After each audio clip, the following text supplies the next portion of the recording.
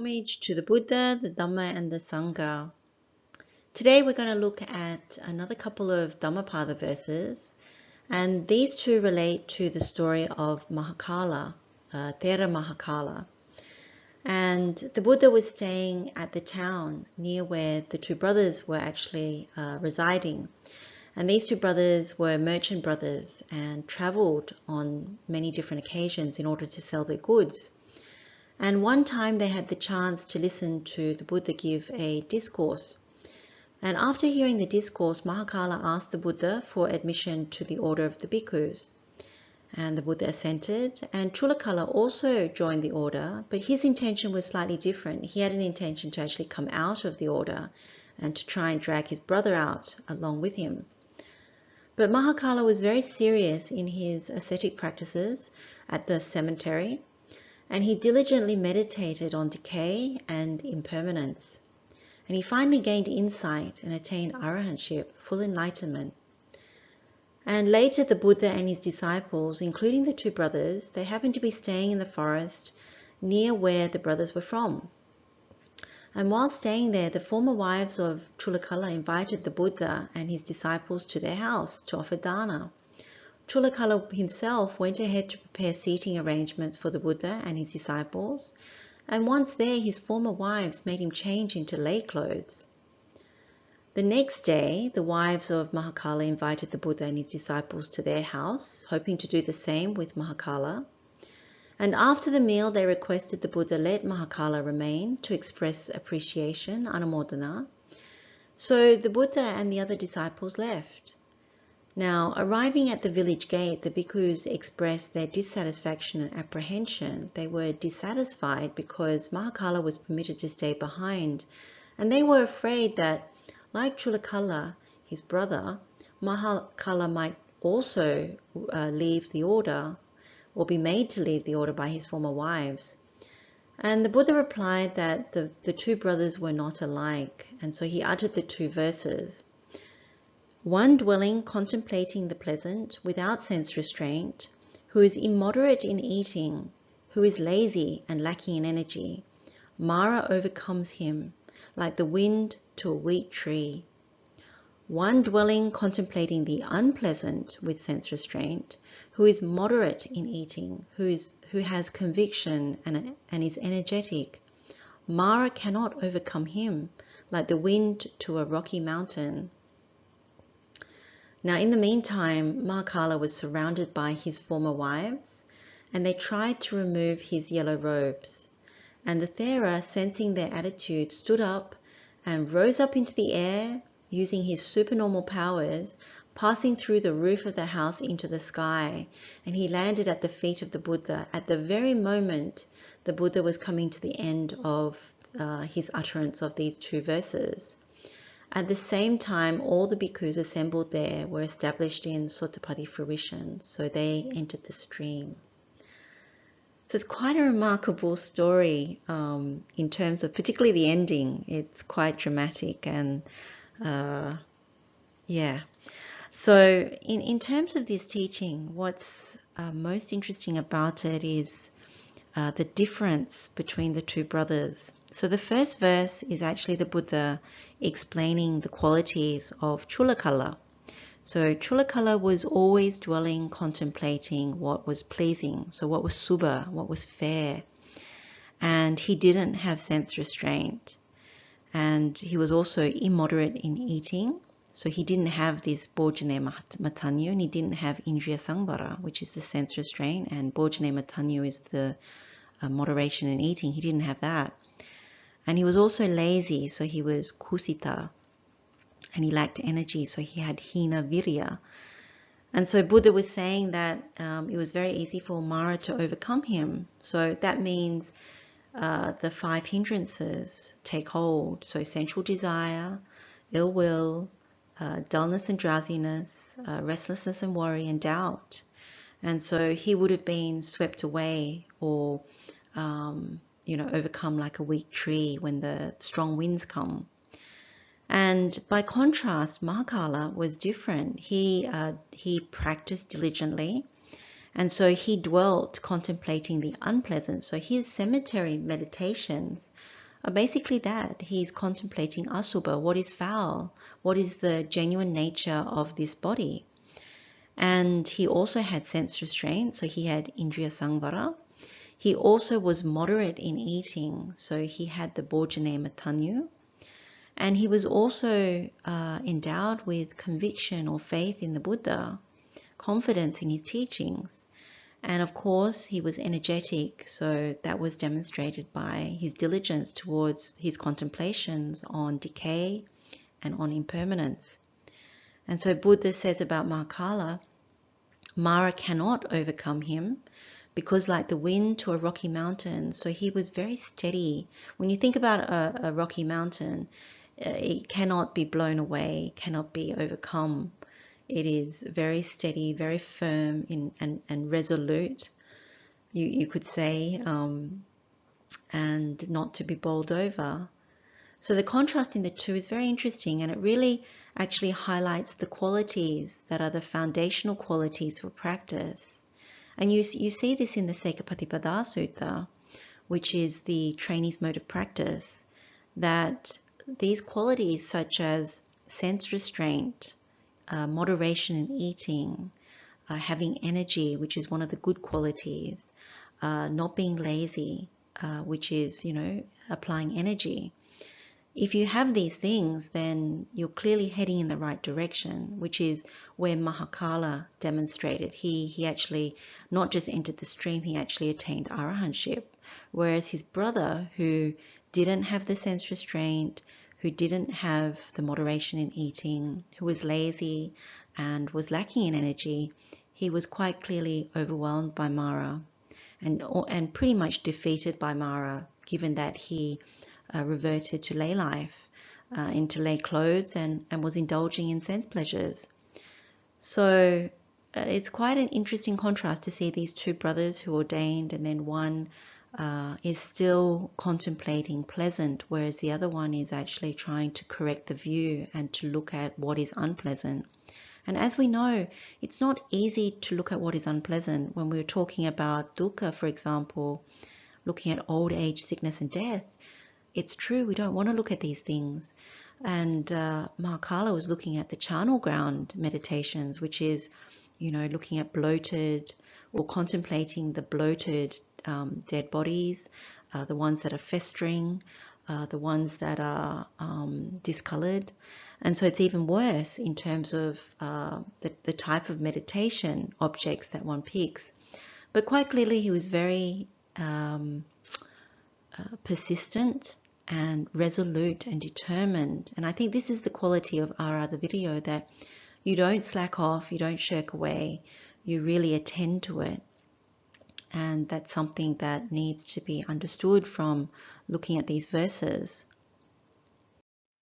And there are many suttas where the Buddha and the Noble Arahants confirm the importance of these qualities, such as guarding the doors to the sense faculties, which is another way of looking at sense restraint, and also moderation in eating.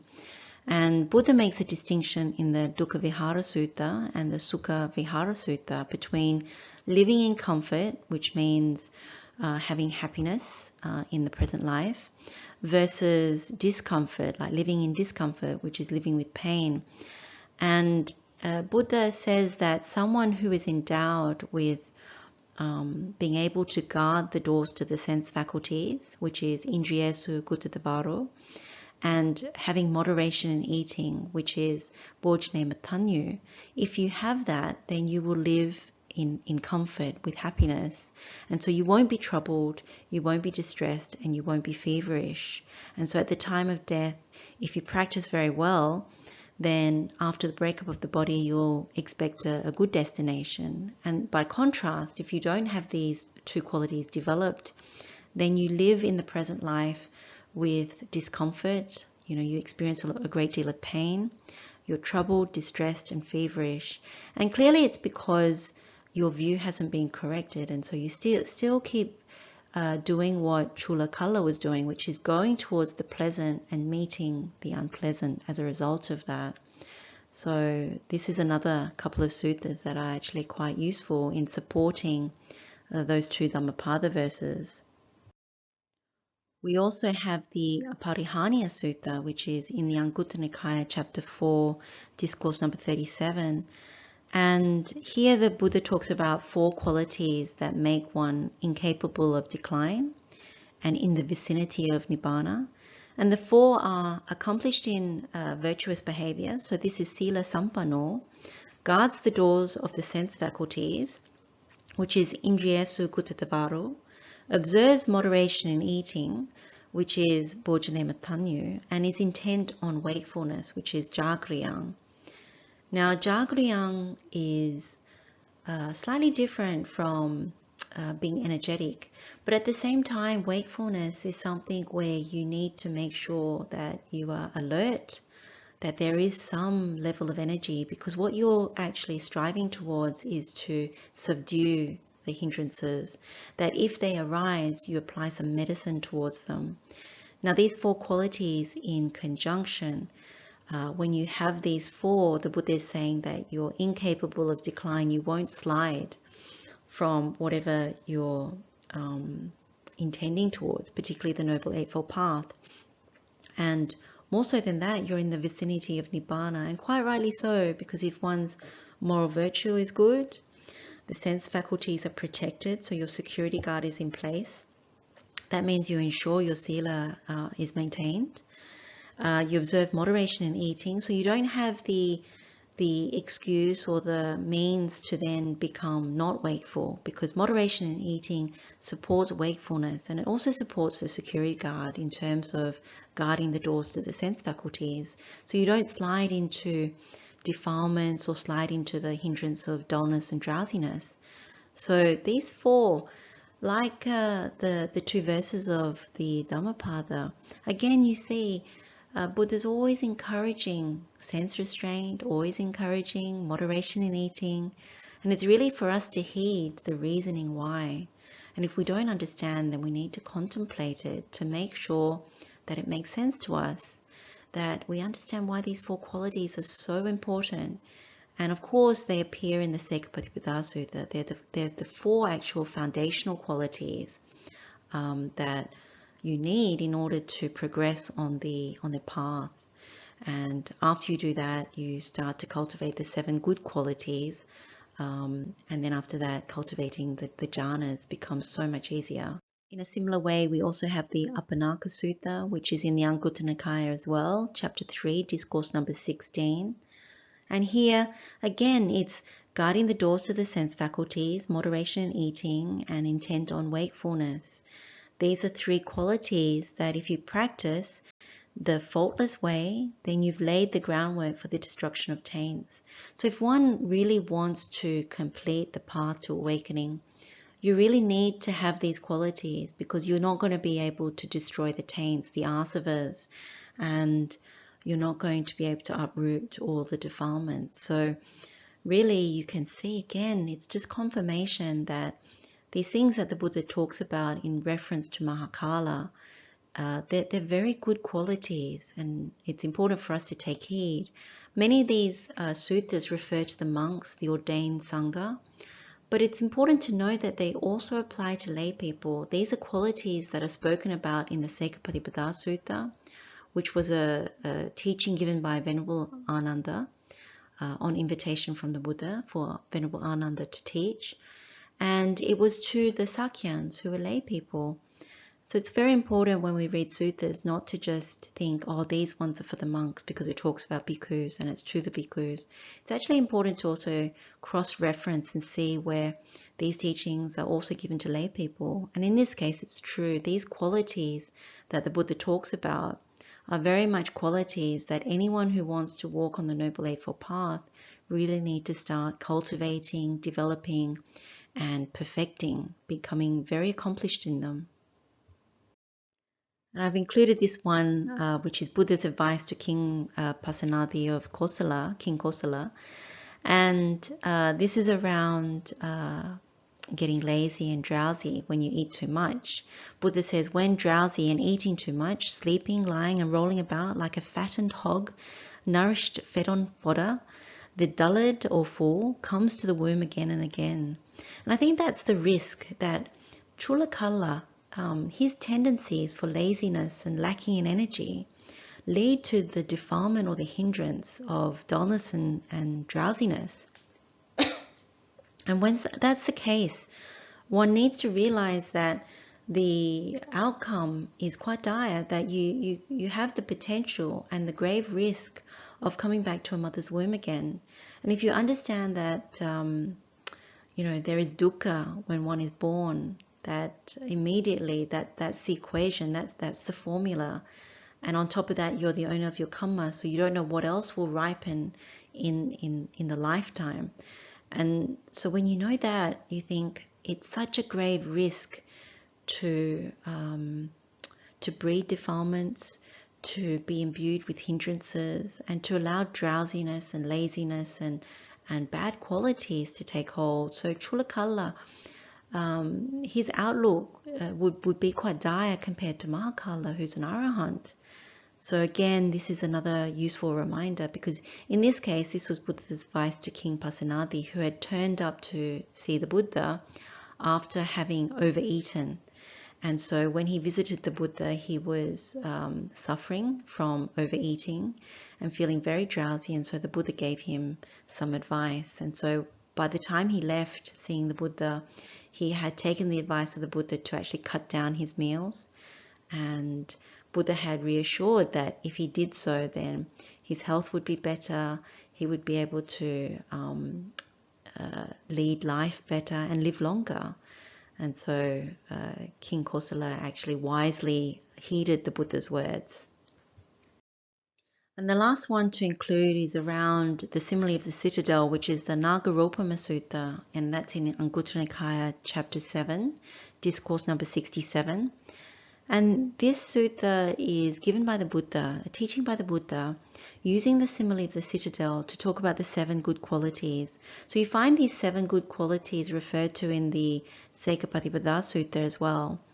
But the Buddha uses the analogy of the citadel and the various component parts, like the patrol path, the army, the weapons, the guard, all these different things in order to explain the 7 good qualities. But what's really important is that the Buddha says that when a king's frontier citadel is well provided with 7 essentials and gets 4 kinds of sustenance when needed, without trouble or difficulty, it is then called a king's frontier citadel that cannot be overrun by external foes and enemies. In the same way, when a noble disciple has 7 good qualities, and they get the 4 absorptions, so the blissful meditations in the present life that belong to the higher mind, when they want, without trouble or difficulty, they are then called a noble disciple who cannot be overrun by Mara, who cannot be overrun by the wicked one. So the reason this is included is because there are 7 qualities, and the Buddha hasn't referred to all 7 qualities in the Dhammapada Verses in relation to Mahakala and Chulakala. But what's really important is where Buddha says in the Nagaropama Sutta that if you develop these qualities, you cannot be overrun by Mara. Now, if you remember the Dhammapada verse, Chulakala was overrun by Mara because he was lazy, he lacked energy, he didn't have sense restraint, and he was also indulging in sensual pleasures because he was always focused or concentrating on what was pleasant, what was subha instead of asubha. And so he was misapprehending and therefore getting caught up in it, and therefore breeding quite bad qualities. And so then he was overrun by Mara. Now, in contrast, Mahakala had better qualities. He had the quality of sense restraint. He focused on the asubha, the unpleasant. He was also had faith. So these 7 qualities, they start with faith or confidence, conviction. And so Mahakala had that. And of course, he would have had other qualities as well. He would have had energy. And this is something that Nagaropama Sutta talks about being energetic, this ara, the video. So you can see that if you develop these 7 qualities, as the Buddha says, then you won't or you cannot be overrun by Mara, and you won't veer off the path, basically, which is what Mara seeks to do. Seeks to veer you off the path, delay you, or completely take you out. So it's very good to actually understand those Dhammapada verses through these other suttas as well, at least in this brief way. And I think that gives you an idea about the distinction between the two brothers. So we can share the merit with all sentient beings.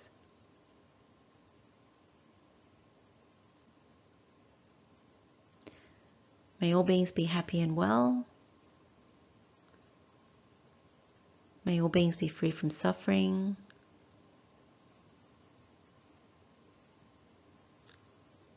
Wishing you all well. Blessings of the Triple Gem.